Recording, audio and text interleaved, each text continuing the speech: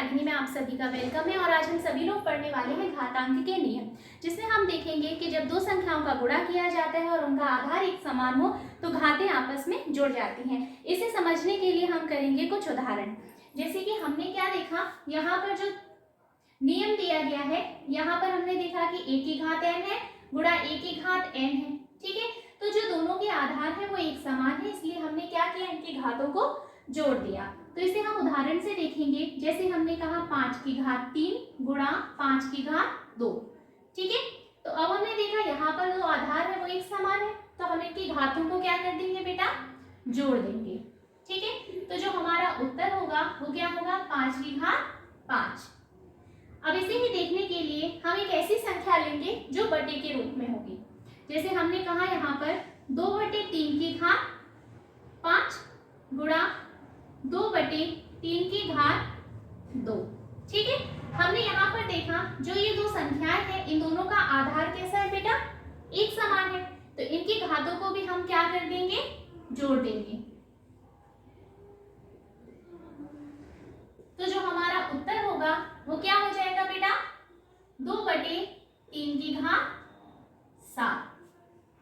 यहां तक सभी को क्लियर है।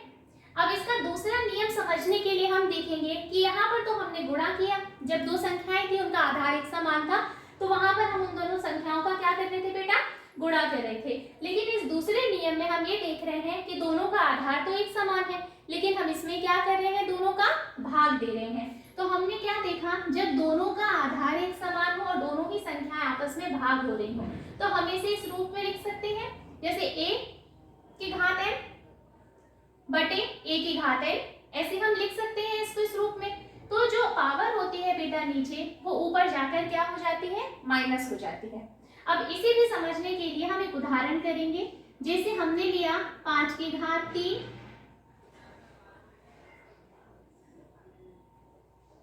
यहाँ हम लेंगे 10 की घात 3 और भाग में लेंगे 10 की घात 2।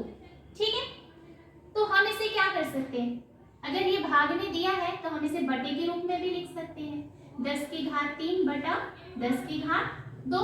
तो हमने देखा दोनों का जो आधार है वो एक ही समान है, जैसे इसमें भी आधार 10 है और इसमें भी आधार क्या है बेटा, 10 है। ठीक है, पर घातें जो है वो अलग अलग हैं। तो जब आधार एक समान होता है तो हम उसे क्या मान लेते हैं, एक मान लेते हैं। तो हम यहाँ पर 10 लिख सकते हैं ऐसे। अब इसके बाद जो पावर होती है उसको क्या करेंगे हम, वो ऊपर जाकर के माइनस हो जाएगी, तो हम इसे लिख सकते हैं 3 - 2। ठीक है, तो जो हमारा उत्तर हो जाएगा वो क्या हो जाएगा बेटा, 10 की घात 1। लेकिन यहाँ पर जब 10 की घात 1 आ रहा है तो इस 1 को दिखाने की जरूरत नहीं होती, हम इसे क्या लिख सकते हैं, अकेला 10 भी लिख सकते हैं। तो ये हमारा क्या हो जाएगा बेटा, उत्तर हो जाएगा। ठीक है, अब इसके बाद हम इसका तीसरा नियम समझेंगे। जैसे कि यहाँ पर कोई संख्या दी गई है और ब्रैकेट के अंदर कोई घात दी गई है, और वहीं हम देख रहे हैं कि एक घात जो है वो ब्रैकेट के बाहर भी है। तो हमने देखा कि जब कोई घात एक ब्रैकेट के अंदर हो और दूसरी घात ब्रैकेट के बाहर हो, तो ऐसे में वो दो संख्याएं जो होती हैं उन दोनों का आपस में क्या हो जाता है बेटा, गुणा हो जाता है। जैसे कि हम एक उदाहरण लेंगे, 5 की घात 3 और बाहर क्या आ जाएगी, घात 2। ठीक है, ब्रैकेट के बाहर जो घात है वो क्या है, 2 है। तो इसी तरीके से हमने कहा जब ब्रैकेट के अंदर एक घात होती है और एक घात कैसी होती है, बाहर होती है ब्रैकेट के, तो उन दोनों घातों का क्या कर देते हैं बेटा, हम आपस में गुणा कर देते हैं। तो हमारा जो उत्तर हो जाएगा 5 की घात 6 हो जाएगा।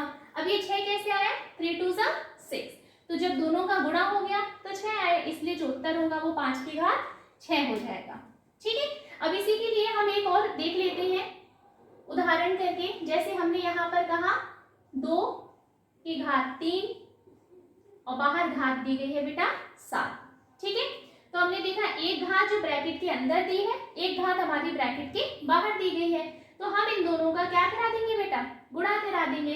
तो हमने यहाँ लिखा 2 की घात 3 गुणा 7, क्योंकि घातें क्या हो रही है, आपस में गुणा हो रही है।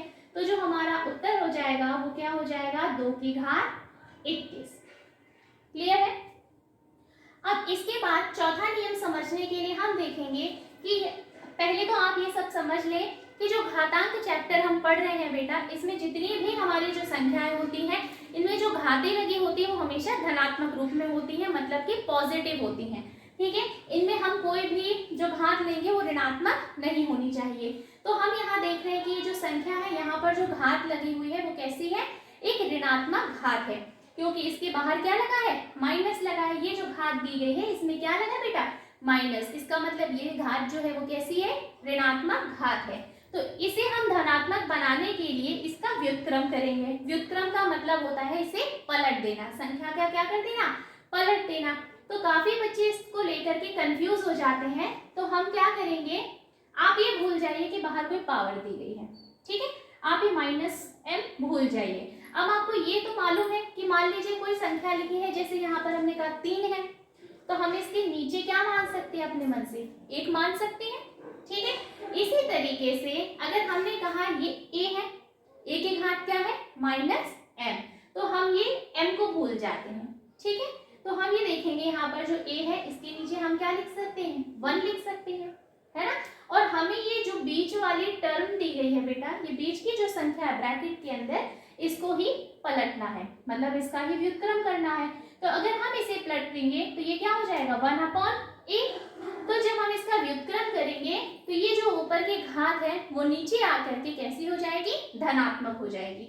इसी प्रकार से यहाँ पर हमने देखा कि जब हमने यहाँ पर लिखा था a/a की घात -m हो गया, तो जब हम इसे पलटेंगे तो ये क्या हो जाएगी, a/a की घात m। ठीक है, अब इसी प्रकार से एक उदाहरण हम ले लेते हैं इसमें। जैसे हमने यहाँ पर कहा 5 की घात -3। ठीक है, अब 5 की घात -3 दिया है, तो हम देखते हैं इसको ब्रैकेट में कर लेते हैं। ठीक है, ताकि हम ये सवाल करने में कंफ्यूज ना हो। तो हम यहाँ नीचे 1 मान सकते हैं।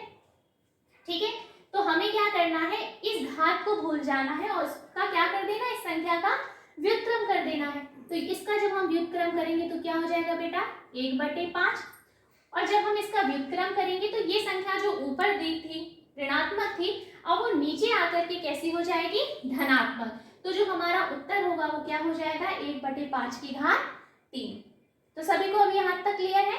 तो अब इसका हम पढ़ेंगे 5वां नियम। तो जो 5वां इसका नियम है वो क्या है कि जब a की घात 0 हो, a की घात मतलब किसी भी संख्या की घात जो है वो 0 हो जाती है, तो उस पूरी संख्या को हम 1 मान लेते हैं। ठीक है, तो यहाँ पर हमने देखा a की घात क्या है, 0 है, तो इस पूरी ही संख्या को हम क्या लिखेंगे बेटा, 1 लिखेंगे। अब इसका एक उदाहरण हम देख लेते हैं, जैसे कि 5 की घात हो गया 0, तो इसको भी हम क्या मान लेंगे, 1 मान लेंगे। पर अगर इसी प्रकार से हमें कोई ऐसा सवाल दिया होता, जैसे हमसे कहते 5 की घात 0 और जोड़ में हमें दिया होता 6 की घात 0, तो हमने कहा कि जब कोई संख्या है उसकी घात में 0 लगा हो तो उसे तो हम 1 मान लेते हैं। तो हम इसे क्या लिख सकते हैं, 1, और यहाँ पर जोड़ का जो निशान लगा है वही हम यहाँ पर भी लगा देंगे। तो यहाँ देखा हमने 6 की घात 0 दिया है, तो हम इसको भी क्या लिख सकते हैं बेटा, 1, और 1 को जब हम 1 में जोड़ते हैं तो कितना हो जाता है, 2 हो जाता है। तो यही हमारा क्या हो जाएगा बेटा, उत्तर हो जाएगा। तो अगर आप सभी को ये वीडियो पसंद आई तो प्लीज़ लाइक करें, शेयर करें एंड कमेंट सेक्शन में ज़रूर बताएं कि वीडियो आप सभी को कैसी लगी। Thank you for watching my video.